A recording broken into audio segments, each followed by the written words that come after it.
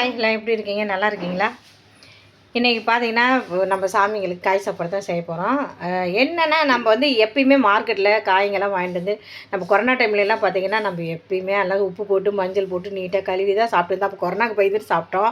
அப்படி இல்லைங்க, இப்போ எல்லா காய்கறியுமே நம்ம மருந்து அடித்து தான் பூச்சி புழுவெல்லாம் வருதுங்கிறதுனால அவங்க மருந்து அடிக்காமல் நமக்கு எந்த காய்கறியும் நமக்கு கிடைக்கிறதில்ல. அதனால் வந்து நம்ம முன்னாலே நம்ம நல்லா வாஷ் பண்ணிட்டோம்னா அதுக்கப்புறம் பார்த்திங்கன்னா நம்ம கட் பண்ணி அழகாக நம்ம செஞ்சு சாப்பிட்டுக்கலாம். நம்ம கட் பண்ணிவிட்டு செஞ்சாலும் அதுக்குள்ளே இருக்கிற எசன்ஸ் எல்லாம் சுத்தமாக போயிருங்க. அப்போ சத்துங்கிறது நமக்கு சுத்தமாக கிடைக்காது. இப்போ பாருங்கள், அதான் ஒரு குண்டா தண்ணியில் உப்பு நல்லாவே போட்டுக்கலாம். உப்பு,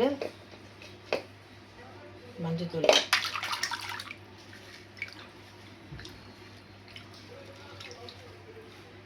நான் காய் சாப்பாட்டுக்கு தான் எல்லாமே எடுத்து வச்சுருக்கேன் இப்போது.